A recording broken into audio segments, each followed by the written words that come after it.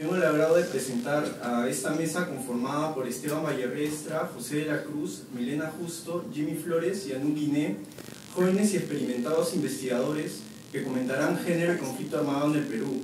La última publicación de La Plaza Editores, en coedición con el Grupo de Investigación, Identidad y Cultura de la Universidad de Havre de Normandía.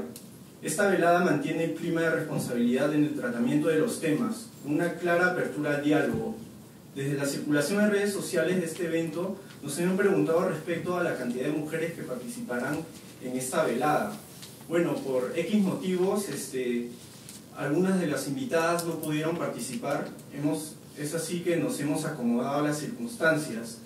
Bueno, otra también de las preguntas es ¿por qué están haciendo este tipo de publicaciones si ya la academia está saldando esos temas?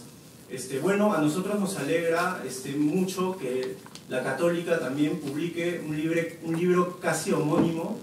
Y nos motiva bien porque la academia hace tiempo no discute esos temas, y si los discutías todavía se mantenían así en el clima académico, ¿no? Que es muy restringido. Más a nosotros nos entusiasma porque vamos a hacer que esta publicación circule en más espacios, porque ese es el objetivo de La Plaza Editores. No solamente cerrarnos en el cubículo académico, sino visitar más espacios de índole artística, cultural y política, no solo en Lima, sino en diversas partes del país. Bueno, esa es una motivación muy grande que tenemos como editorial, y todo para fomentar un debate totalmente informado, horizontal, porque también la sensación, las mismas atribuciones que los medios de comunicación actualmente están dando para ese tipo de eventos generalmente fomentan un miedo, ¿no? Una insensibilidad hacia el tema, ¿no? Bueno, vamos a presentar a los autores. Esteban Vallerriestra es licenciado de Ciencia Política por la Universidad Católica del Perú. José de la Cruz es egresado de Sociología en la Universidad de San Marcos. Está trabajando temas sobre la creación de la sociología en la Universidad de San Marcos, y el año pasado ha ganado el concurso Memoria Juventud, organizado por el Lugar de la Memoria. Milena Justo es una abogada egresada de la maestría de Estudios de Géneros de la Universidad de San Marcos, y participa mucho en consultorías y también apoyando movimientos sociales. Jimmy Flores Altamirano también ha estudiado Ciencias Sociales en la Universidad Católica, y también se desempeña investigando, también así, mezclando mucho el activismo político. Y Anouk Guiné es investigadora del Grupo de Investigación, Identidad y Cultura de la universidad con el que estamos coeditando el libro, y agradecemos el apoyo que ha habido para que salga a la luz y se difunda este libro. Bueno, solo queda comunicar que a partir de las 8 en la sala del costado pueden adquirir el libro y también pueden disfrutar un vino. Reitero un aplauso para los que van a comentar, por favor.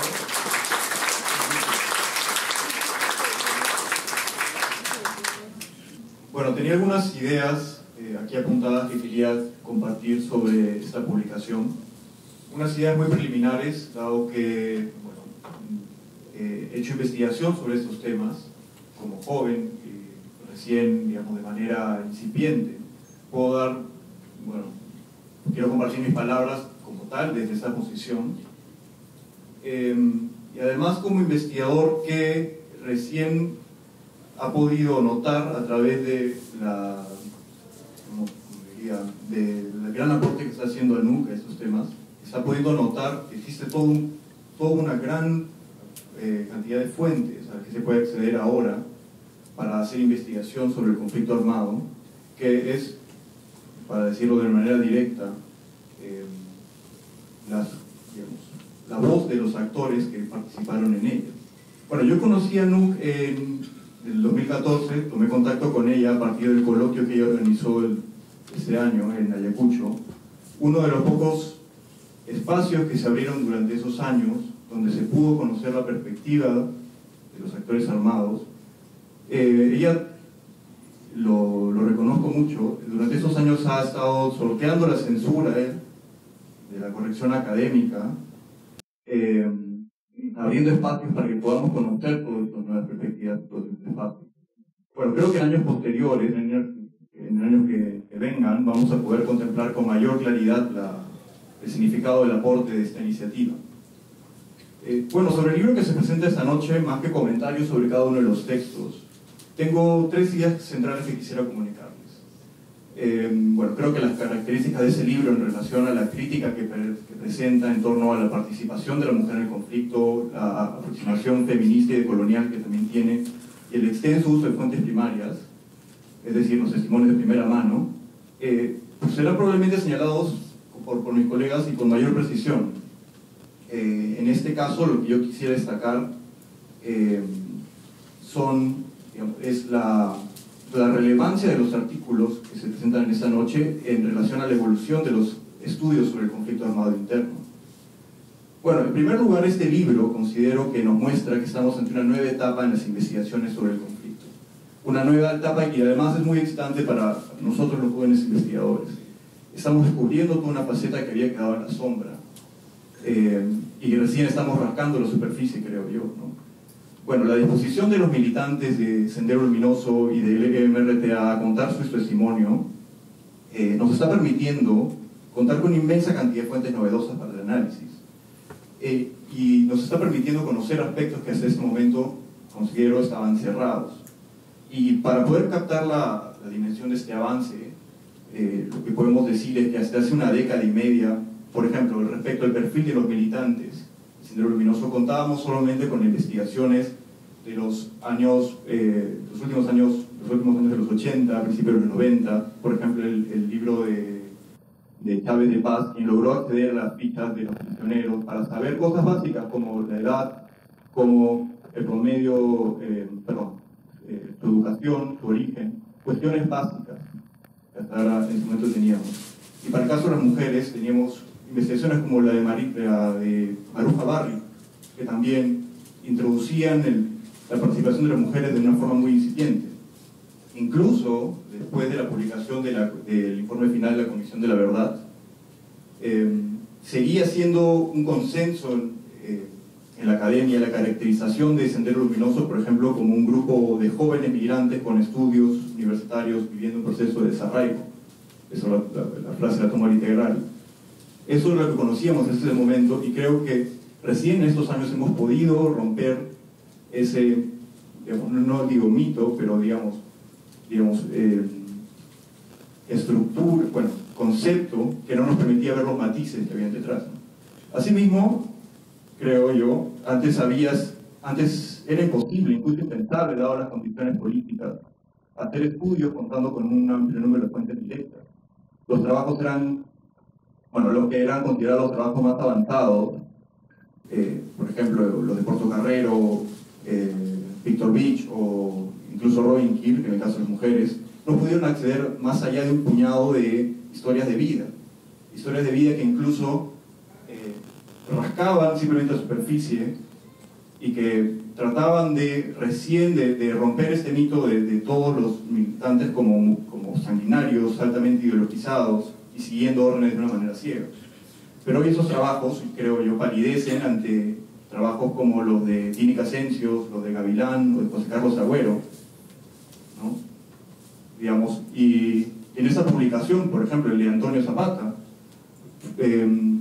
son trabajos que van directamente a las fuentes, que van directamente a conocer las experiencias de cada uno de ellos y, digamos, de una manera mucho más profunda. Por ejemplo, podríamos citar el de Antonio Zapata, que está en esta publicación, que después se convierte en un libro, bueno, que todos conocemos, sobre la vida de Elena Iparraguirre. Hay otros trabajos también que toman como fuente principal los testimonios de los combatientes, como por ejemplo el de Luisa María Dietrich, el de Camille Boudron también, que nos brindan una nueva perspectiva sobre la participación de las mujeres. Y bueno, esto me lleva a la segunda idea que quisiera comunicar en esta exposición. Es un comentario especial al texto de Luisa María Dietrich. el texto que se llama La compañera política, mujeres militantes y espacios de agencia en insurgencias latinoamericanas. Precisamente ese texto ilustra el potencial de contar con un número significativo de fuentes primarias. Es una investigación que pone a Sendero Luminoso y al MRTA en el ámbito comparativo al colocar este caso al lado de otras insurgencias como el M19 y el ELN en Colombia o también el FMLN salvadoreño. Bueno, el argumento principal del texto, que va en línea con todo un cuerpo extenso de literatura que analiza el rol de las mujeres en conflictos armados, es que organizaciones insurgentes intervienen activamente para crear arreglos de género entre hombres y mujeres que sean funcionales a la guerra. Y tomando términos de otros autores, estos arreglos son llamados por Dietrich como régimen de género. No está de más decir que lo que encuentra en común es que las exigencias de la guerra nivelan de cierto modo las desigualdades presentes en la sociedad. No son eliminadas del todo, por cierto, ¿no? Persisten en cierta medida y espacios, pero lo que resalta el autor es la relativa ganancia que existe para las mujeres la participación en la insurgencia. En otras palabras, obtienen una capacidad de agencia que es negada por la sociedad más amplia. Y bueno, es bien sabido que una vez terminado el conflicto, las mujeres pasan por un proceso de tránsito en el cual regresan a la sociedad, en el cual sufren un proceso de marginalidad por su condición de excombatientes. Sin embargo, Luisa María lo que aporta es una idea que me parece vital y realmente algo novedoso dentro de esta literatura. Es que la forma en la que finaliza cada conflicto también genera formas de marginalidad diferenciadas. En otras palabras, no es lo mismo terminar un proceso como parte de una fuerza victoriosa, como en el caso de El Salvador, tampoco terminarlo en una mesa de negociación, como en Colombia, que en el caso peruano, como una fuerza derrotada y en prisión, como en el Perú. Aquí, en nuestro caso particular, lo que podemos encontrar es un caso de marginalidad mucho más aguda, que no solo es su condición de vencidas, sino sobre ello su condición de mujer, la que afecta su reinserción en la sociedad. Esa es una idea crucial. Y no solamente me parece interesante el argumento de Dietrich, sino también el mismo hecho de contar que presente una investigación comparativa. Quizás ese tipo de ejercicios es el que menos se haya hecho con respecto a nuestros grupos armados. Normalmente, dentro de la evolución de un estudio en tema, las comparaciones aparecen una vez alcanzada cierta masa crítica respecto al nivel de publicaciones y fuentes. En nuestro caso, creo yo, la evidencia lo puede notar, el volumen de la literatura siempre ha sido mucho menor que en otros conflictos armados. En ese sentido, me parece que dentro de esta nueva etapa de investigaciones estamos empezando a contar con ese nivel para poder hacerlo, ¿no? Dietrich no solamente ve el rol de las mujeres peruanas en el conflicto, sino que explora incluso los puntos de coincidencia con otras mujeres en situaciones similares. Y del mismo modo, de este modo, mejor dicho, se inserta en una discusión global, ¿no? La construcción de regímenes de género insurgentes y después su inserción en el conflicto. Y bueno, creo que ya estoy casi con el tiempo, ya voy por una tercera idea, ¿no? La cual creo que va a ser mi conclusión. Y siento que es necesario decir que libros como este nos están permitiendo conocer que la historia del conflicto de los actores nunca siguió posiciones blancas y negras, ¿no? Como académicos estamos descubriendo que hubo más allá, que hubo más matices de lo que conocíamos y que es necesario identificar y señalar al resto de la sociedad. En ese sentido, los discípulos de Gregori, voy a nombrarlo de este modo, nos están permitiendo entender que dentro del llamado lado oscuro, ¿no?, existió una extensa gama de grises. Sería un error entonces decir que todos los senderistas o los emergentistas, bueno, o más en el caso de los senderistas, conformaron una especie de estrella enana que se apelmaza o el pueblo del libro. ¿Por qué no? Porque por el contrario, dentro de las organizaciones hubieron más matices de lo que conocemos, usos y costumbres, jerarquías y finalmente tipos de vínculos internos de los que conocíamos, y sobre ello incluso la participación de las mujeres creo que toma un rol mucho más diferenciado, el cual es necesario explorar y porque precisamente este libro contribuye a ello. Y precisamente esta apertura nos está permitiendo conocer estos ámbitos, como por ejemplo el texto de Camille Boutron, la cuestión de género en situación de conflicto armado, el cual explora las trayectorias de mujeres combatientes y nos permite entender sus motivaciones personales para entrar a participar en el conflicto, la cual, según lo que argumenta en muchos casos, estuvo relacionado a contextos de violencia familiar, o también el artículo de Pilar Meneses, que nos permite conocer la experiencia de exprisioneras al tratar de reinsertarse en la sociedad. Ambas se valieron de un número significativo de testimonios directos, y creo que eso es lo más interesante de estos textos que se pueden encontrar.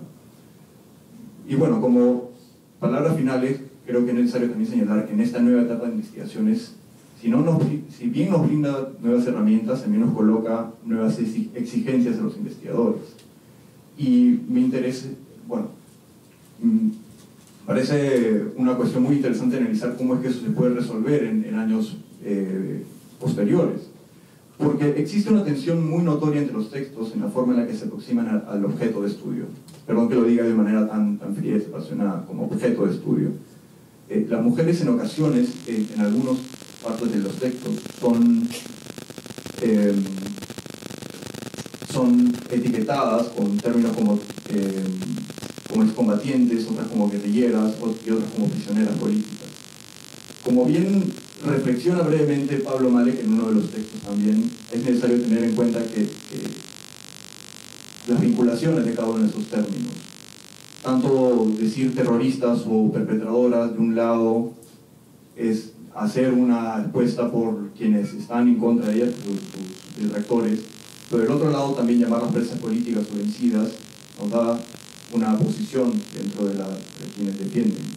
Bueno, la elección de cada término no es una decisión neutral, pero bueno, es obviamente que las palabras construyen realidades. Pero con esto no es mi propósito decir que la academia debe asumir una posición pretendidamente objetiva, porque ese es un ejercicio totalmente inútil. Pero es necesario tener en cuenta, y lo digo como recomendación y como también autorreflexión como investigador, que la elección de un término u otro hay que tenerlo en claro porque supone una postura.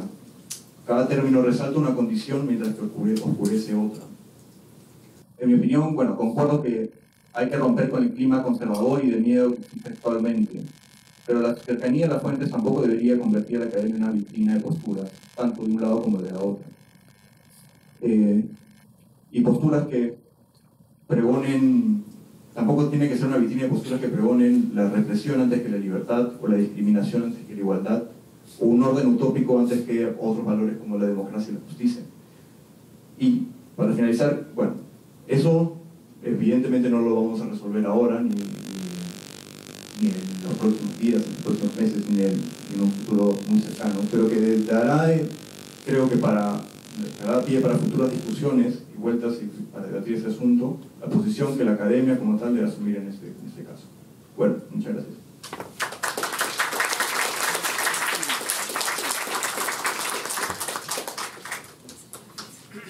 Bueno, buenas noches. Yo quiero partir de una identificación de una campaña que se dio en contra de la violencia doméstica contra la mujer en Uruguay. Esta campaña salió de la iniciativa de una banda uruguaya que se llamaba No Te Va a Gustar, y que la consigna era combatir la lucha de la violencia doméstica contra la mujer. Y estoy partiendo de esto porque el texto me va a llevar justamente a invertir esa lógica de la violencia. Cómo es que la violencia en la actualidad está en esta tensión de lo público y lo privado, ¿no? Entonces, a mí yo tenía cierta duda de partir del asunto del miedo, pero lo ha mencionado Lorenzo, lo acaba de mencionar Esteban, entonces me da más seguridad para leer lo que menciona Eduardo Galeano antes de que empiece la canción en esta campaña que se llama Nunca Más a Mi Lado, y cito, ¿no? Dice: hay criminales que proclaman tan campantes, la maté porque era mía. Así nomás, como si fuera cosa de sentido común y justo de toda justicia y derecho de propiedad privada, que hace al hombre dueño de la mujer. Pero ninguno, ni el más macho de los supermachos, tiene la valentía de confesar: la maté por miedo, porque al fin y al cabo, el miedo de la mujer a la violencia del hombre es el espejo del miedo del hombre a la mujer sin miedo. Yo quiero poner en tensión esta situación del miedo como esta relación dialéctica que ayuda a sostener una relación de dominación y que es la que va a sostener el texto a través de los estudios de caso, de esos 8 estudios de caso, para pensar cómo es que la categoría de género, cuando se juxtapone a la categoría de clase, nos puede dar una mirada que va a trascender al estigma del trauma que nos ha legado el análisis del conflicto armado interno. Incluso el miedo es una situación tan complicada de que hay que escoger dentro de todo el léxico conceptual, teórico, y escoger dentro de esas las palabras más adecuadas para que yo pueda llegar a ustedes y ustedes puedan entender de una manera transparente lo que yo quiero decir, sin caer en clichés y sin caer en reproducciones de estigmas. Es totalmente difícil esto.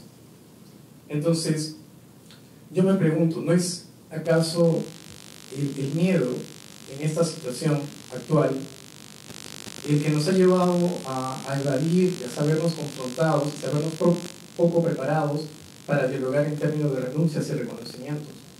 Porque eso es lo que el texto nos lleva a interpelar. ¿No es acaso el miedo aquel que ha expatriado al análisis crítico de nuestra academia local para fortalecer posiciones de ciertas élites? Y con esto pido que no pensemos en las élites no solamente en términos de capacidad adquisitiva, sino esas otras élites que también reproducen un discurso que es circunscriptamente interesante e importante solo para ellos. Y esto es lo que la academia ha dejado de lado. Entonces, el libro Género y Conflicto Armado en Perú, de manera transversal, mediante estos 8 textos que dan cuerpo a la obra, cuestionan en primer lugar a la academia limeña, tan distante de poder ser llamada academia peruana. Aunque así lo pretendamos, y aunque así yo también forme parte de esta academia. Esta confrontación germina desde una amplia bibliografía multidisciplinaria que disputa concepciones que casi podríamos denominar de sentido común, es decir, lo masculino como forma inherente de lo bélico y lo femenino como autor pasivo del mismo.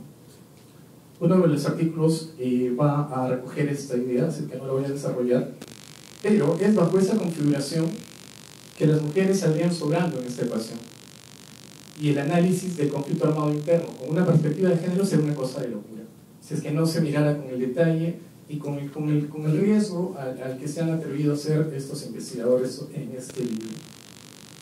Entonces, yo creo que los hechos acaecidos entre el 80 y el 2000 no podrían arriesgar otra entrada, y este es el primer gran logro del texto: poner en primer plano a las mujeres que participaron activamente en el PCPSL o en el MRTA.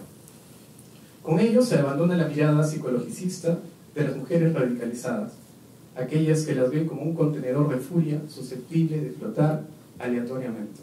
Es decir, se pasa a humanizarlas para entender los factores que median su permanencia en los grupos radicales.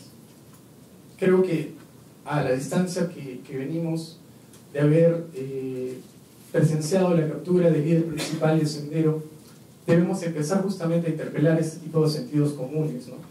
Tratar de ver si es que la locura era el factor desencadenante de esta agrupación y cuestionar eso, y tratar de nosotros ponernos eso como un reto en este tránsito que tranquilamente desde el gobierno se viene llamando reconciliación. Entonces, interpelemos este asunto de la reconciliación desde el asunto de decir con quiénes vamos a dialogar y cómo vamos a hacer con estas personas que en algún momento han sido estereotipadas como personas que han salido de sus casillas. Como sociólogo, me es inevitable remitirme a lo más clásico de la teoría sociológica para pensar ese texto. Es decir, un problema teórico vital en la teoría sociológica clásica era explicar el asunto de la cohesión social y sus elementos gravitantes en la historia de la humanidad. ¿Por qué las personas se mantienen unidas en un grupo? ¿Qué sostiene la cohesión? ¿Qué hace posible esto?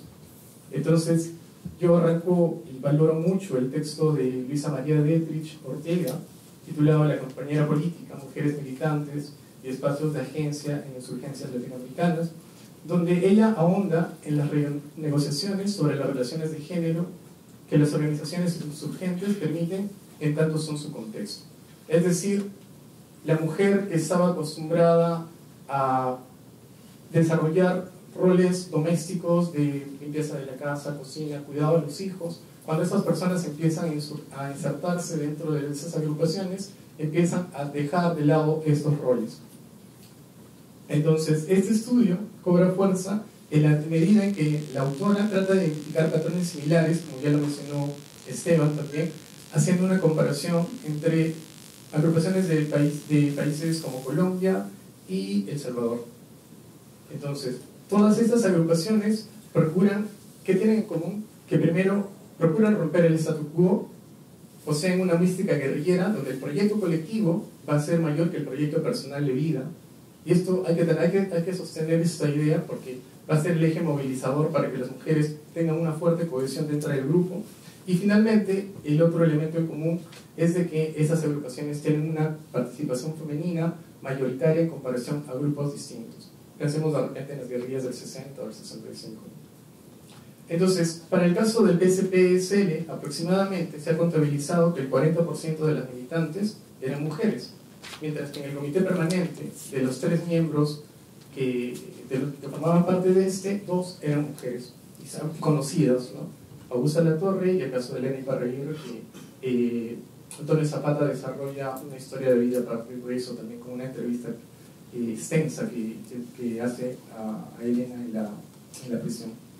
Entonces, algo similar sucede en la comisión política, que dentro de Sendero, donde de los 7 miembros, 5 eran mujeres y 2 eran varones. Entonces, la hipótesis de la autora se sintetiza en que, y la cito, las organizaciones insurgentes intervienen activamente para formar feminidades y masculinidades insurgentes, funcionales para la lucha armada. Y yo le he echado mucho ojo a esta dinámica que se genera, porque esta renegociación de roles está circunscrita únicamente para el contexto de lucha armada. Es decir, tratar de ver más allá de esta renegociación de roles se hace insostenible porque tendríamos que caer en las suposiciones. Y creo que para otorgarle rigor a la investigación y ser serios con la investigación, entrar en los supuestos y empezar a decir cómo hubiera sido, si es que había una promesa de que la vida debía ser así, creo que sería caer en un desacierto tremendo. Y haríamos un gran daño también a la investigación sobre estos temas. Entonces, la autora dice de que se fomentan instancias de relaciones de género más equitativas. ¿Por qué? Porque se rompe con el molde de que el que siempre dirigía y el que daba órdenes tenía que ser varón. En estas agrupaciones se renegocian estos roles y las mujeres también pasan a dar órdenes. Y eso también les va a valer una nueva estigmatización, incluso dentro de la misma agrupación. Entonces, esta autora Dietrich se apoya en conceptos de Reuben Connell sobre 2 conceptos de Reuben Connell: orden de género y régimen de género. Entonces, el orden de género sería el arreglo que dispone los roles de género de manera general, por ejemplo, en el país. Y desde la perspectiva de género, diríamos que tenemos un país donde el patriarcado determina los roles, etc. Y el régimen de género sería un intento de hacer una diferenciación en tanto la organización del género y los roles de género van a tratar de disputar eso. Es decir, el régimen de género va a estar circunscrito a una agrupación minoritaria, pero que va a pertenecer a ese grupo mayor que podría ser el país. Entonces, los órdenes de género serían estos patrones amplios de género de una sociedad. El régimen y el orden no siempre coinciden o se oponen. Ahí está la riqueza del concepto. Centrándonos en el caso de Sendero, Dietrich encuentra una disociación entre las relaciones de género en los ámbitos público y privado, justamente lo que decía al principio. Como el espacio de la lucha político-militar era público, la asignación de funciones la asignación de funciones no respondía al género, sino a las capacidades. Este es un primer asunto muy importante que todavía no se ha investigado y que es un logro en la investigación, cosa que es totalmente opuesta en el mundo privado.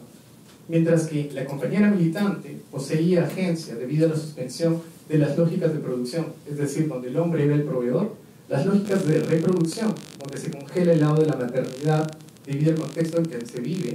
Este asunto de la maternidad es un asunto también muy importante que ya ha trabajado de manera todavía pequeña, tiene Ascensos en su libro de La ciudad acorralada, y aquí también se pone mucha atención. ¿Cómo hace una mujer que empieza a militar? ¿Cómo hace con el asunto de la maternidad? Es un asunto que me parece que todavía está muy poco explorado. Y en el lado de los afectos, que es otro asunto que se pone en atención en el artículo de Dietrich, esta renegociación de roles cae profundamente. Porque justamente el razonamiento y la razón también tienen limitaciones. Y justamente las limitaciones de la razón son cuando ésta se encuentra con los afectos o con las emociones. A decir de alguna de ellas, el marido es distinto del compañero, suscitando tensiones entre las compañeras políticas y las compañeras afectivas. La gran dificultad de la compañera afectiva es que tiene que mostrar doblemente sus capacidades para no poder ser cuestionadas, para no poder ser acusadas de favoritismo. Es decir, tú tienes ese cargo porque eres la pareja hoy. Entonces, los elementos que hacen posible este marco para las mujeres, según la autora, son la ampliación de espacios de agencia, pueden asumir cargos, tienen más movilidad, tienen un blindaje de asignación de posiciones de desventaja, tienen una ruptura con las prácticas de la vida anterior, es decir, salieron del mundo privado y parece que el mundo donde están viviendo solamente es el mundo público, porque están pensando en la lucha, la generación de opciones y relaciones más niveladas entre compañeras y compañeros. La pregunta superlativa del texto es: ¿qué pasa cuando estas mujeres salen de la cárcel? Es decir, la autora nos lleva a decir, bacán, se negoció el asunto, la mujer se empoderó, pero pasó el periodo de la lucha armada, la mujer ha estado en cárcel, ¿y cómo hace con el rol que ella ya había perdido y había negociado frente al varón? Regreso a la sociedad y el rol que me toca es un rol nuevamente de subordinación. Entonces, la pregunta que nos dice es: ¿cómo recibe la sociedad de estas mujeres? ¿Y cómo es que estas mujeres podría ser un factor para pensar el grado tan alto de radicalidad que se les adjudicaba a las mujeres de Sendero? Esto es importante debido a que la identidad que configuraron dentro de sus agrupaciones no admitirá fácilmente un retroceso. Es decir, una persona que empieza a verse de igual a igual con otro, no, creo que ninguno de nosotros sea en una relación, en otro tipo de relación que queramos ver bajo el paradigma de la dominación, creo que no vamos a aceptar fácilmente un retroceso. Entonces, lo que hace esto es interpelar a la sociedad en su conjunto, debido a que nuestra mirada sobre ellas es estigmatizante, y eso siempre desde el desconocimiento. Por otro lado, el texto que también llamó mucho mi atención es el texto titulado Encrucijada de Guerra en Mujeres Peruanas. Justamente habla sobre Rosa Latorre y la fundación de un movimiento femenino popular. Este texto da voz a las memorias que se tienen sobre un personaje tan polémico, tan poco estudiado, y también de una manera ha sido estudiado por Humberto Jara en un texto que básicamente celebra un idilio de amor entre Abimael y Augusta, ¿no? Y deja de lado el asunto de la mirada política que el asunto también exige.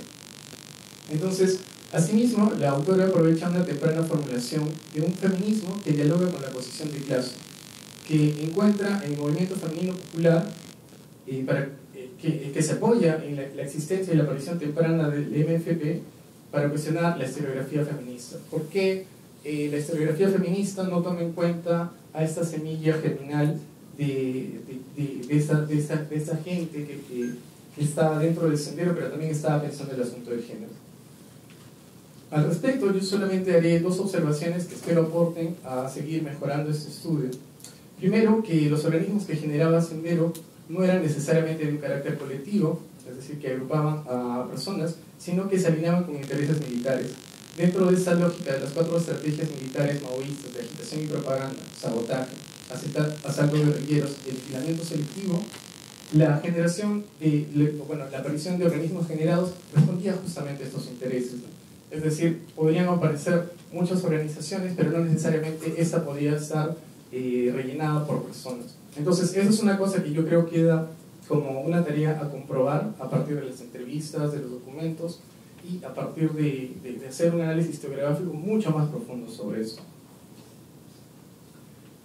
De esta manera, nosotros no podríamos decir de manera rotunda que la aparición del MFP legitimaba necesariamente un interés de las mujeres de base, sino que elaboraba un cascarón que iba a ser rellenado de manera todavía precaria. Por otro lado, la contradicción principal en la lógica del sendero no era la contradicción de género, sino la contradicción de clase. Y por eso es que se superpone también y se da una primacía al asunto de la clase social. Entonces, así la acción armada pone en un segundo plano el género, lo que también nos invita a pensar si la renegociación de roles, de la cual habla Dietrich y también habla la autora de este artículo, tiene un amplio horizonte temporal o si está diluido después del contexto de la lucha armada. Aunque es terrible entrar en supuestos, Yo creo que hacer una prolongación de la temprana propuesta del NFP, apoyada en un texto también temprano de Mariátegui, y un Mariátegui todavía muy joven, creo que es bastante arriesgado, pero yo creo que es seductor, en tanto nos ayuda a interpelar al movimiento feminista actual y preguntarnos por qué no se considera la variable de clase cuando se hacen reivindicaciones de género. Yo sé que definitivamente van a decir un varón no puede decir eso, pero yo creo que la academia, en tanto me da esa posibilidad, me invita a hacer la pregunta. Y yo creo que si es que hacemos un diálogo solamente de mujeres sin invitar a varones, pues bueno, vamos a reproducir lo mismo, ¿no? Y creo que alguien se tiene que arriesgar, yo me arriesgo, hago la pregunta, y algo saldrá o nadie me responderá y me dirá que mi pregunta es innecesaria. Entonces, paso a otro texto que también me llamaba mucho la atención, que era el texto de Antonio Zapata sobre Elena Iparraguirre, en el que solamente el asunto que me llama la atención de esto es de que el autor rompe con la idea de los primeros estudios sobre Sendero, es decir, de que era un movimiento campesino milenario. Zapata, a partir de esto, ya con los estudios contemporáneos también nos hemos dado cuenta de que Sendero no es necesariamente un movimiento campesino, un movimiento milenario de campesinos, sino totalmente un movimiento urbano de gente de clase media que había logrado esta posición gracias a la movilidad social que le había otorgado la educación. Quiero cerrar con una idea que plantea Marta Romero Delgado en un texto, Las otras olvidadas, en la que entrevista también a ex militantes de Sendero y en la que una de ellas le habla de 4 tipos de amores.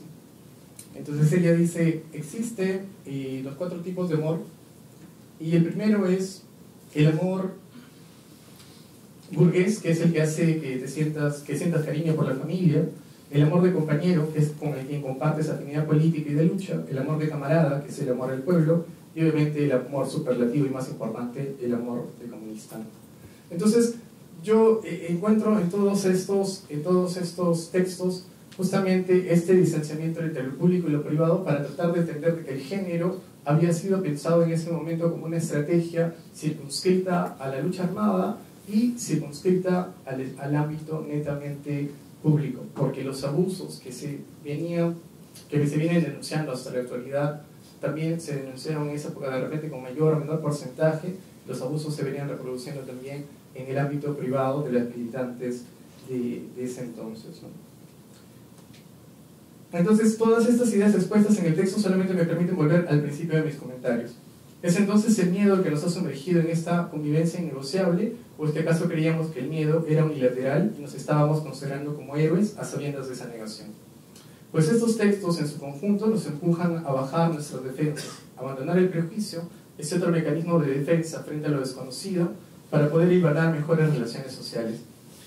Agradezco solamente a Lorenzo y a Nuc por haberme invitado a comentar, y también les agradezco por atreverse a hacer algo que generalmente va a generar miedo por la manera en que cómo piensa el asunto, y que yo celebro bastante, porque finalmente hacer estas cosas nos demuestra que hay gente valiente y de arriesga, y algo debe salir de eso, ¿no? Yo cierro con eso. Gracias.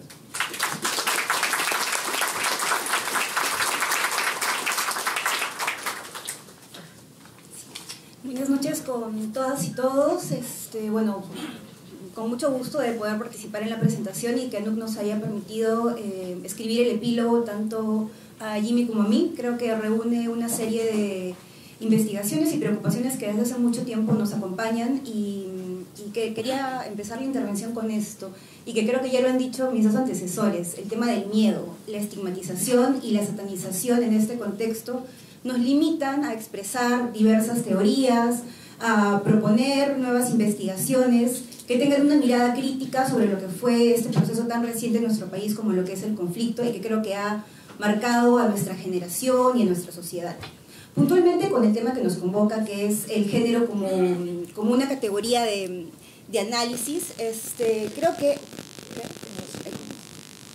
eso nos debería llevar a estudiar todo tipo de procesos como la guerra, que de hecho está considerada una cosa de varones, ¿no? una cosa masculina, y que sin embargo en el contexto peruano la mayoría o la característica principal comparada a lo que son otros procesos en el continente y en el mundo, porque son pocos los que están protagonizados mayormente por tanto mandos políticos como militares por mujeres.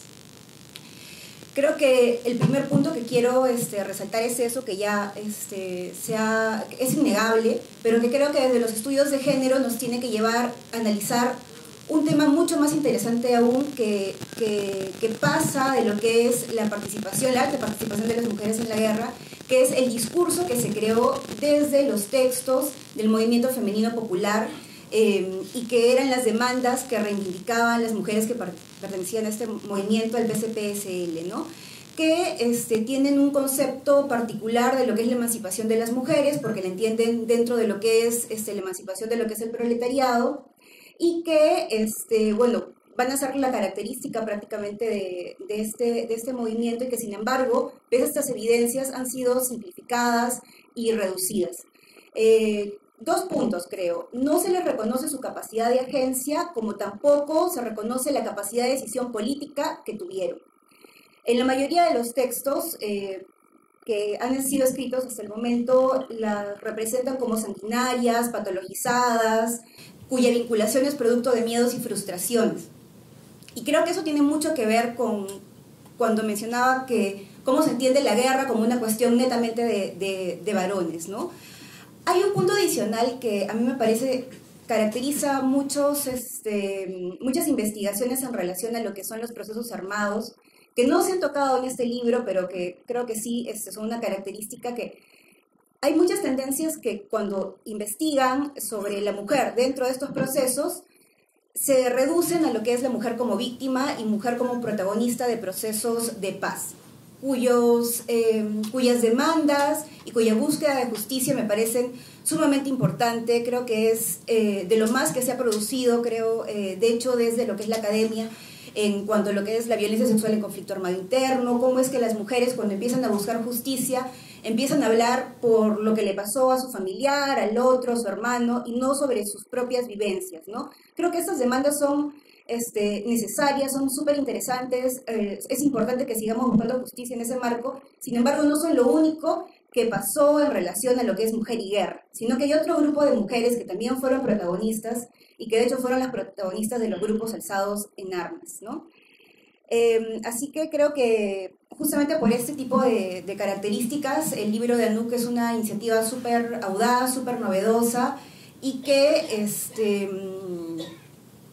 creo que de hecho se buscó desde el coloquio del 2014, que creo que sí es importante mencionar, porque la mayoría de las investigaciones son producto de un coloquio que se convocó en el año 2014 y tenía 3 ejes principales, que quiero leerlos. Uno es la representación y conocimiento situado de las mujeres en los grupos revolucionarios. Uno segundo son las construcciones teóricas de los feminismos y movimientos de mujeres. Y un tercer punto son las producciones culturales y de género, mujeres en lo que son los grupos alzados en armas. Otra de las características principales que creo que tiene el texto y generales, que no quiero dejar de mencionarlas, aunque ya lo mencionó Esteban, es el recurrir a fuentes primarias, ¿no? Que creo que es una característica bien importante como para tener rigurosidad en la investigación, ya que muchas de las investigaciones hasta el momento han recurrido a lo que son los testimonios de la CBR o testimonios de mujeres arrepentidas que pertenecieron a estos grupos armados,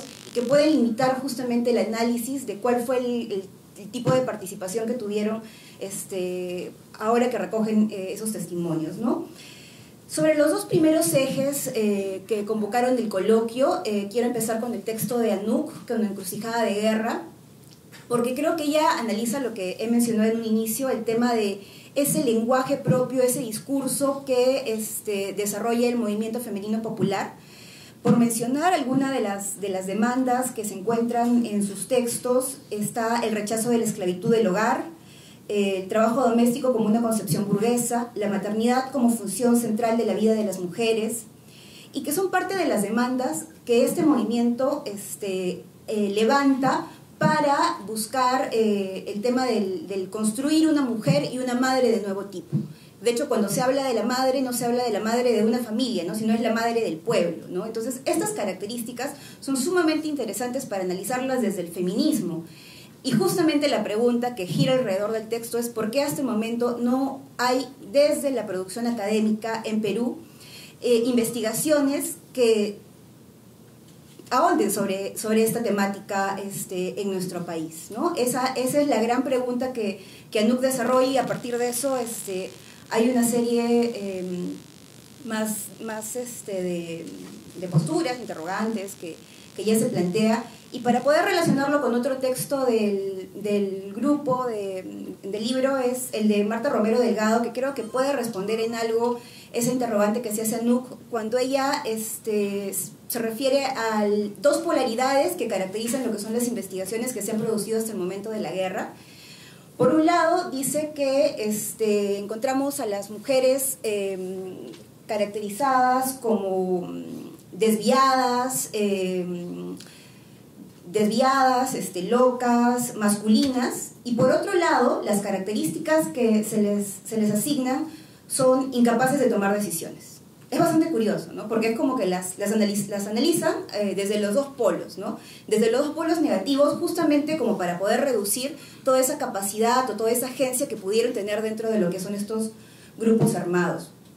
Y creo que tiene relación también con el texto de Camille, que ahonda en lo que son estos ejes, porque ella trata de analizar lo que es cuáles fueron las motivaciones que llevaron a las mujeres que fueron parte de lo que es el PCPCL y el MRTA para afiliarse a lo que son estos partidos, ¿no? Que eso es lo que también hace ANUC y hace Marta Romero en sus textos, pero ella analiza cuál es el contexto histórico, cuáles son los procesos revolucionarios que se están viviendo en esa época, en el mundo, ¿no? Cuáles son de hecho las demandas de los grupos de izquierda, que casi todos coincidían en alzarse en armas, y que estos factores externos son los que llevan a estas mujeres a tomar esas decisiones. Pero ahora hay algo muy interesante en su postura, porque ella dice que esos factores externos además condicionaron la vida de las mujeres en lo personal, porque sin duda era quizás un escenario mucho más machista y mucho más cerrado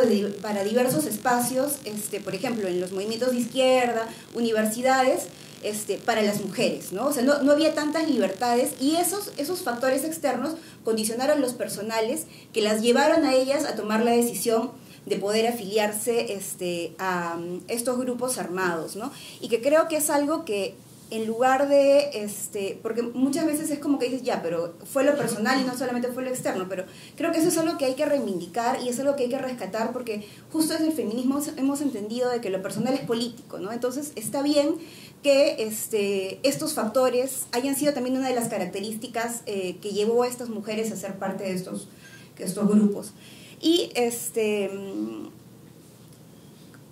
creo que no es un tema que se ha tocado puntualmente en el libro, pero sí me gustaría mencionarlo antes de saltar al otro eje.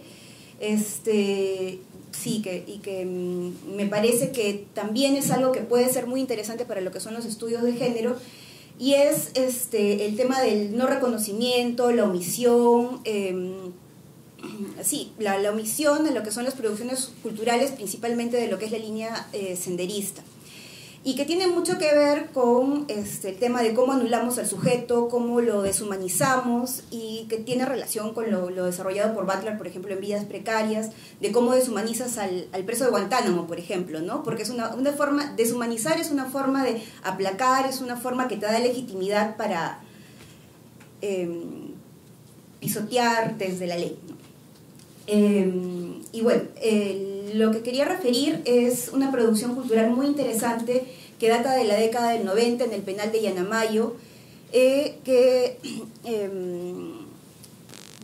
para esto las condiciones que vivían hombres y mujeres dentro de lo que es este penal eran sumamente adversas, y hay un proceso muy interesante que se empieza a forjar en este espacio, justamente por las limitaciones que tenían las mujeres en estos penales, ¿no? Ellas no tenían acceso a lo que era lapicero, papel, visitas seguidas, había una limitación bastante extrema, y una de las cosas que yo he podido recoger, empiezan a realizar, es, por ejemplo, a formar cosas desde las migas de pan. Cómo empiezas a moldear desde las migas de pan, deshaces medias y vuelves a tejer. ¿Por qué estoy mencionando esto? Porque el arte es utilizado como una forma de supervivencia a la tortura y a las condiciones extremas que se vivían dentro de lo que es ese penal, y que de hecho datan hasta la actualidad en el penal de Ancón con las mujeres que dieron inicio a este grupo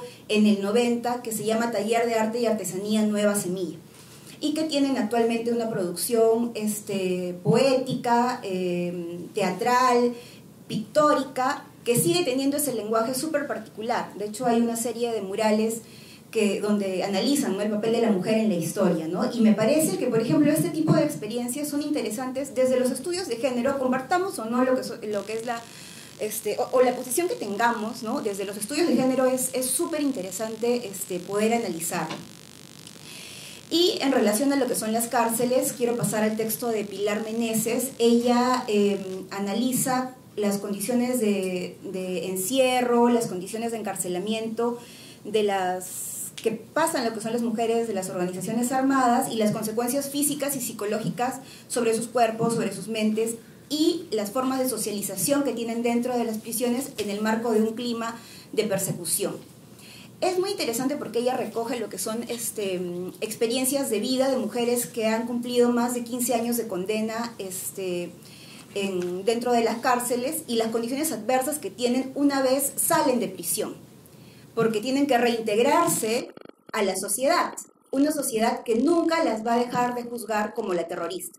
Pese a que ya cumplió prisión 20 años, 15 años, a más, la sociedad lamentablemente nunca la deja de juzgar como una mujer terrorista con todo el peso que tiene ello, ¿no? Entonces, ella, bueno, analiza desde lo que es la psicología, porque es psicóloga de hecho, cuál es ese impacto que tiene sobre la vida de estas mujeres, ¿no? Y creo que eso nos lleva además a analizar y a cuestionar desde lo que es el derecho penal, desde lo que son las lógicas de excepción, por ejemplo, que desarrolla Agamben en este clima tan de miedo, ¿no?, y tan conservador. Y en relación a esto del tema de las cárceles, Camille también en una segunda parte de su texto analiza cómo las relaciones de género dentro de las prisiones fueron utilizadas para aplacar a las mujeres. Lo personal, yo desde algunos testimonios que he podido escuchar,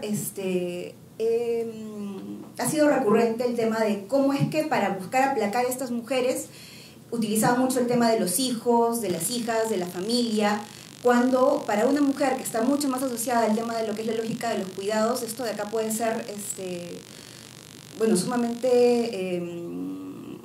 sumamente doloroso, ¿no? O sea, es algo que definitivamente fue utilizado para quebrarlas y para condicionar lo que es el papel, la posición que ellas tenían en ese momento, ¿no? Y en relación a ello, quisiera plantear otro tema que no se ha tocado en las investigaciones, pero que sí me parece invita, o sea, este tipo de cuestionamientos invita a que podamos estudiarlos, investigarlos, y es la doble estigmatización y la violencia que se tiene desde diversos delitos cometidos por mujeres. Por ejemplo, el tema del terrorismo, que es un delito, transgresor de lo que es el orden del Estado y además transgresor de lo que son los roles y las normas de género impuestas a nosotros las mujeres.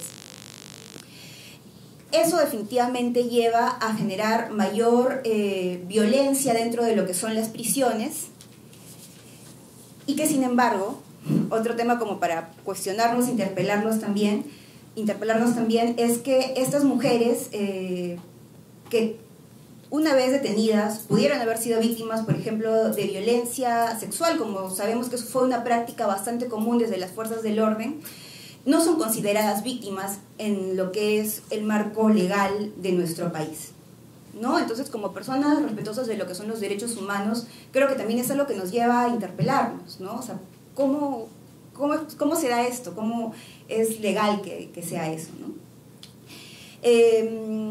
Debates al respecto en cuanto a lo que es, creo que sí es un tema muy interesante poder detenerse entre lo que es derecho penal y género, son súper interesantes en otros países. Por ejemplo, hay un grupo antiguo en la Universidad Autónoma de Barcelona con el liderazgo de la profesora Encarna Bodelón, que analizan cuáles son las condiciones que tiene el sistema penitenciario, que tienen un carácter punitivo que está marcado por lo que son las relaciones patriarcales, ¿no? Y cómo es que el género o el castigo es determinado por el género, porque es una forma posterior de castigar por esa transgresión que has realizado. Y quería mencionar esto porque Camille hace un análisis muy interesante cuando analiza el espacio carcelario, llevándolo al contexto peruano, analiza el espacio carcelario como un espacio que está reemplazando al espacio doméstico. Y este espacio doméstico que era de control, ¿no?, hacia las mujeres, en este espacio carcelario da lugar a lo que es el control de los cuerpos, de las mentes de las mujeres, y instala nuevamente lo que son las relaciones de poder y dominación sobre ellas, que además han transgredido el orden del Estado y han transgredido esa posición como mujeres que debieron desarrollar y que no cumplieron, ¿no?, y que tienen que ser doblemente castigadas por ello.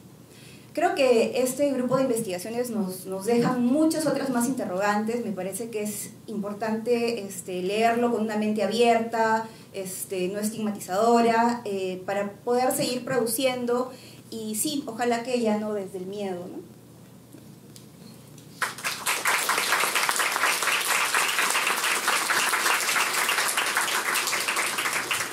Buenas noches a todas y todos, muchas gracias por estar presente acá, escuchándonos, y ya me parece que los compañeros y Milena ha dicho bastante, muchos de los puntos que quería ver. Primero les doy las gracias a NUC por habernos invitado a realizar este epílogo. En realidad no tanto es un abordaje académico, en realidad, ¿no?, un poco posicionándonos claramente y tratando de señalar una serie de datos, información que hemos ido recopilando desde hace un tiempo, porque en círculos de estudio autogestionados, autónomos y en distintas actividades, ¿no?, una serie de preguntas que han ido volviendo recurrentemente en los últimos años y que nos invitaron en esta ocasión a plasmarla, ¿no? Yo les agradecería que se tomen, cuando adquieran el libro, el tiempo de leer el epílogo y encontrar varios datos sobre estos ejes que se ha hablado: la producción cultural,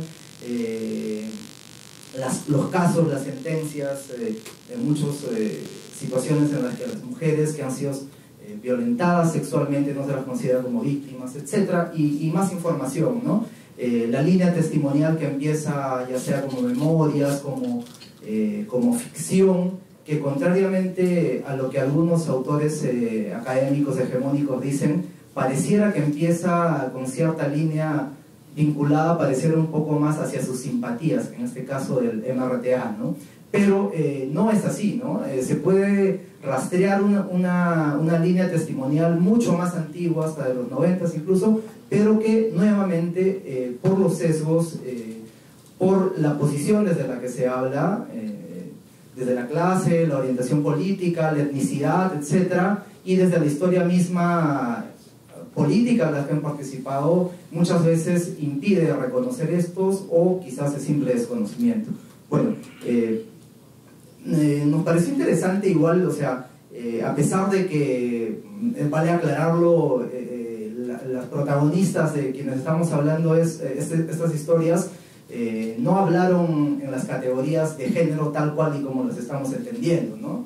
Es más, o sea, se planteó específicamente de la participación de las mujeres entendidas como un proyecto emancipador, como parte de un proyecto más amplio que era la emancipación del proletariado, ¿no? O sea, eso hay que tenerlo en cuenta, pero el enfoque de género y más aún las teorías feministas actuales y bueno, que ya vienen de hace décadas incluso, como teorías críticas nos pueden permitir ver muchas aristas que normalmente otros abordajes académicos y más aún hegemónicos e influidos por ese clima conservador no han permitido verlo, ¿no? En ese sentido, quería hacer una cita a una filósofa argentina y poeta, Leonor Silvestri se llama, y ella en unos de estos talleres recientes que se llama justamente Feminismos de Armas Tomar, resumiendo una serie de planteamientos, dice que igual todo este tema que se ha hablado, ¿no?, de la reducción y la simplificación o la negación incluso de la capacidad política y de agencia de las mujeres militantes de ambos proyectos, han intentado pues negarlas o silenciarlas, ¿no? Bueno, pues resulta un poco también que esto tiene paralelos igual con otras experiencias de mujeres que normalmente transgredieron las normas en distintos contextos, ¿no? Y según la bibliografía especializada, ella cita a una serie de lo que llamaron incluso los estudiosos feminismos criminales, ¿no? Y que abarca distintas experiencias, es una constelación de grupos en distintas partes del mundo, ¿no? Y cuyas experiencias, historias, biografías y trayectorias no son conocidas, ¿no? Ella plantea que a las mujeres se les ha intentado incluso además expropiarlas de esta experiencia histórica que debería ser pasada de boca en boca, porque de boca en boca entre todas, y de esa experiencia histórica para que las nuevas generaciones no accedan, ¿no? Lo que más bien se ha intentado hacer es bloquear ese flujo de conocimiento compartido, ¿no? ¿Y qué es lo que han hecho con estos feminismos y estas experiencias de mujeres? Simplemente fingir como si no existieran, ¿no? Eso es un poco, hay un paralelo que podría señalar acá, ¿no?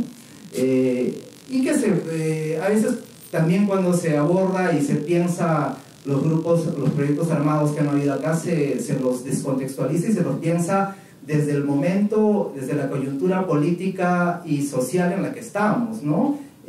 Cuando simplemente es cosa de buscar un poco más y entender el contexto global, que fueron parte de una serie de experiencias de juventud radicalizada en distintas partes del mundo, ¿no?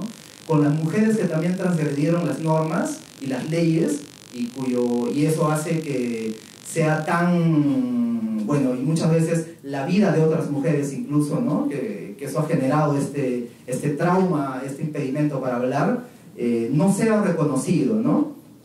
Pero esa es un poco la idea, ¿no? Consideramos que esta iniciativa de ANUC, muy valiente, para volver a repetirlo, y crítica, audaz, aporta bastante para dar nuevos abordajes, nuevas relecturas, y para que las compañeras mismas, mujeres y feministas, conozcan de estas experiencias, ¿no? Y tengan entendido cómo las mujeres y las distintas experiencias de mujeres que hubieron, cómo se organizaron, cómo afrontaron, qué discursos desarrollaron, ¿no? Incluso más allá de que, bajo esta hipótesis, como comentaba José, de que si el MFP fuera o no un organismo masivo o reducido, no importa, ¿no? La existencia de estas iniciativas, como igual esta constelación de llamados feminismos criminales incluso, ¿no? Por una historiografía oficial, plantea una necesidad de conocerlos, ¿no? Y conocer sus discursos, y mucho más aún que las mujeres y las feministas conozcan estos discursos. Y en ese sentido es importante, más allá incluso numéricamente o no, ¿no? O sea, las experiencias del feminismo radical, que están muy rastreadas en otras partes, o sea, son experiencias minoritarias, ¿no? O sea, son como para entendernos, son como las vanguardias de las mujeres y feministas, ¿no? Y no tiene que ser algo masivo para entenderlas, para estudiarlas y para plantear y para reconocer que hubo mujeres que plantearon distintas posturas, ¿no? Y en ese sentido me parece muy importante, ¿no? Uno de los textos que más he mencionado es el de María Elisa Dietrich, efectivamente es uno de los textos que aporta bastante también. Es interesante señalar que el balance que al final hace, ¿no?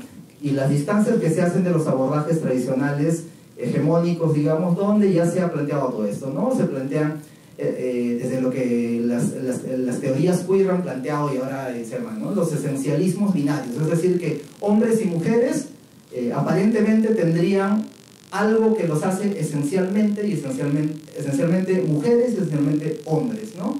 Y en ese sentido se ha simplificado mucho y hasta eliminado prácticamente, ¿no? A las mujeres que pertenecieron a los grupos armados, ¿no? Y en ese sentido ella plantea incluso, o en todo caso incluso otros estudios que se centran en aquellas dinámicas equiparadoras de género, ¿no? En las que se ha generado a partir de estos regímenes de género que generan los proyectos, en los que más o menos se han igualado o se han igualado bastante las relaciones de género, pero normalmente hay otros estudios en los que se basan a partir de fuentes y casos específicos en los que una testimoniante, ya sea entre comillas arrepentida o desligada, manifiesta una serie de contradicciones, y esto se ha utilizado para invalidar las dinámicas que sí se han podido desarrollar niveladoras de género, ¿no? Eso también es un error y es un límite, ¿no? Hay que no solo ver estas dinámicas que han generado estas desigualdades, sino también en las dinámicas que han generado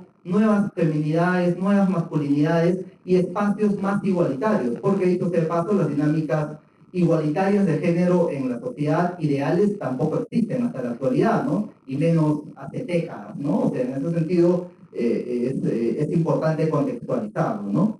Y bueno, para finalizar, nos parecía importante traer las reflexiones de la filósofa feminista Judith Butler, que a partir de los últimos años tiene un trabajo muy interesante de reflexión filosófica política, y que justamente analiza el impacto que ha tenido acontecimientos como el 11 de septiembre, la proliferación de ataques terroristas en distintas partes del mundo, sobre todo Europa y Estados Unidos, y las actuales circunstancias de guerras globales, ¿no?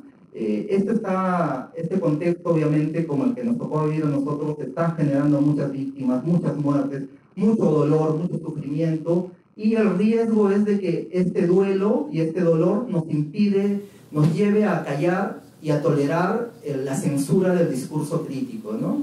Y ella lo que plantea es más bien la necesidad de generar una reflexión política profunda sobre qué hacemos políticamente con el duelo, ¿no? ¿Qué hacemos con el... Y más bien apuntar a que el debate, a que se pueda generar un debate público abierto sobre estos temas, ¿no? Y no acallar el discurso crítico, porque, y más aún, atribuir una serie de estigmas, porque normalmente cuando uno intenta abordar esto de forma un poco alejada de las versiones oficiales, inmediatamente surgen los estigmas y las etiquetas, ¿no? Filosenderista, simpatizante con el terrorismo, negacionista, traidor a la patria, etcétera, ¿no? En el caso de los sectores conservadores es más evidente y más burdo, ¿no? Pero también sucede en el campo académico hegemónico, ¿no? Y hay que reconocerlo y hay que revertirlo, ¿no? Y esa es un poco la idea. Y felicitaciones nuevamente, y bueno, muchas gracias a todos por tomarse la molestia de escribir, y hay que darle más bien la palabra a Nuc.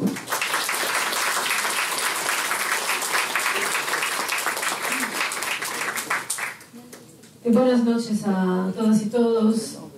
Agradezco realmente su presencia. Bueno, es una modesta recopilación en realidad de textos relacionados con lo que se llama desde la expresión género y conflicto armado viene del inglés, ¿no? Gender and Armed Conflict, que es un campo disciplinario que existe ya desde hace mucho tiempo en Estados Unidos, en Inglaterra y Canadá, y no hacemos más que traducir en realidad el inglés, ¿no? Tanto en francés, genre et conflit armé, y en español, género y conflicto armado.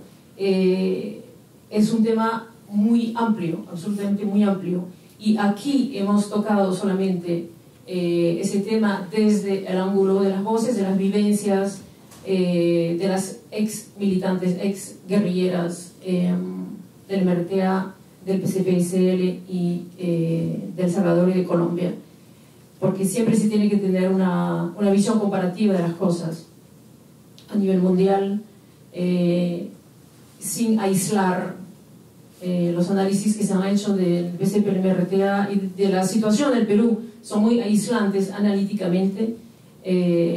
y creo y nos hace, o sea, son tan aislantes que pueden ser ahogadores también, ¿no?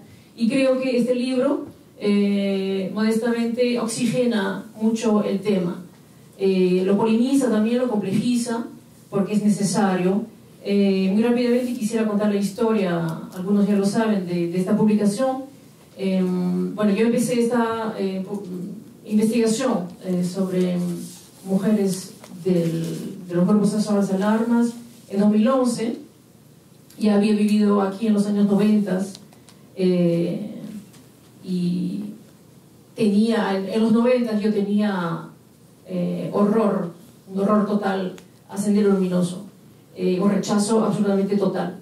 Y cuando años después, en esa época no había estudiado el tema, años después, después de pasar por temas como género, multiculturalismo y ciudadanía, empecé a interesarme a la articulación raza, clase, género, y volví al Perú después de 12 años de ausencia en 2011, decidida primeramente a trabajar sobre, porque venía de una investigación en Francia sobre matrimonios forzados, violencia contra las mujeres dentro de grupos étnicos africanos en Gran Bretaña. Entonces vine con la idea de trabajar sobre esos matrimonios forzados y la violencia que sufrían, según lo que había leído en la CBR, la violencia que habían sufrido las mismas mujeres militantes dentro de los grupos alzados en armas. Y con estos cuestionamientos fui directamente a la cárcel. Ya se puede imaginar qué tipo de recibimiento he tenido en la cárcel planteando el tema de esta manera. Y creo que las prisioneras han tenido mucha paciencia conmigo, porque tuve que escucharlas. Claro, vine con un posicionamiento, con ganas de trabajar la opresión que ellas habían vivido dentro de su grupo, pero tuve que deshacerme de todos los prejuicios y escucharlas, tanto dentro de la cárcel como fuera, sobre todo fuera de las cárceles, donde la palabra fluye de manera más libre, porque es más individualizada. Y al mismo tiempo buscando literatura sobre el tema, sobre los orígenes, porque me interesaba saber por qué hombres y mujeres habían tomado en algún momento las armas en este país, y mujeres en particular. Y cuando leo en la academia, en la literatura académica dominante peruana, que dentro de la tipología de los movimientos de mujeres, cuando leo que dentro de los feminismos en el Perú no se tomará en cuenta las mujeres de Sendero Luminoso, porque fueron las mujeres menos democráticas que existió. Entonces me pareció una violencia epistémica, me pareció esa construcción de un muro, silenciando, ¿no? Silenciando a mujeres que colectivamente, masivamente, creo, tomaron las armas. Si bien dentro del, y agradezco la crítica constructiva de José, porque dentro del movimiento femenino popular en los años 60, 70, si bien tuvo mucha acogida, mucha adhesión, también a la hora de tomar las armas, también muchas mujeres dejan el movimiento femenino popular y dejan el partido. Es necesario analizar, es lo que este libro trata de hacer, es necesario analizar estos movimientos dentro, por más militarizados y violentos que hayan sido. Me parece necesario analizarlos desde los movimientos sociales, desde la historia de las luchas sociales. Es lo que hace Camille Boutron, es lo que hace Marta, es lo que hago yo y otros autores. Y en 2014, justamente a raíz de ese comentario que había leído en Feminismos en América Latina, diciendo que no se podía tomar en cuenta a las mujeres sendero como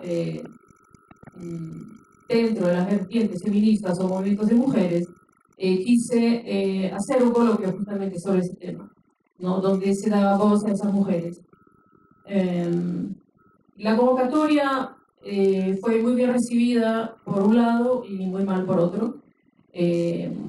Conocí a Esteban, como ya lo dijo, en este evento que se dio en Ayacucho, porque en Lima se nos cerraron las puertas.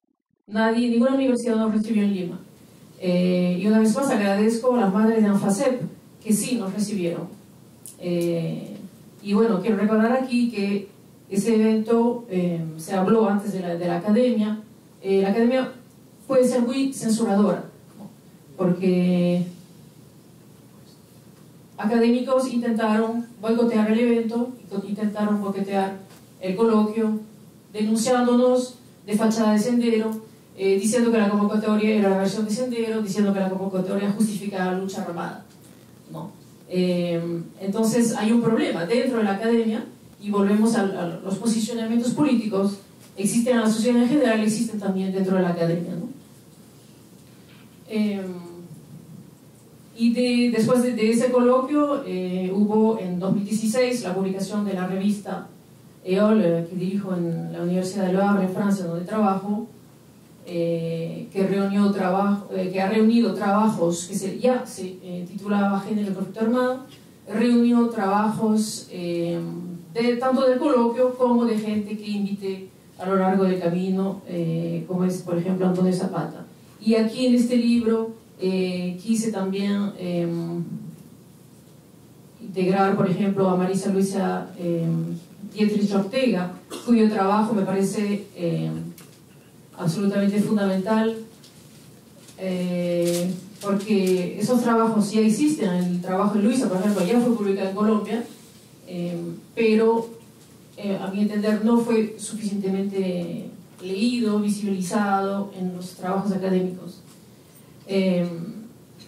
Así que, bueno, ya no me extenderé. Les agradezco de nuevo muchísimo. Espero que hayan muchos más libros sobre el tema.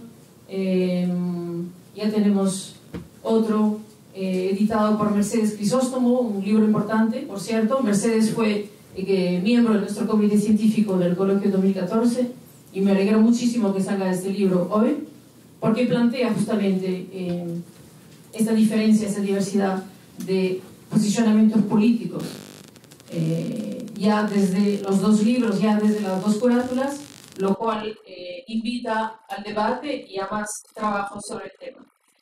Muy bien, iremos por un vinito semiseco y les agradezco de nuevo muchísimo.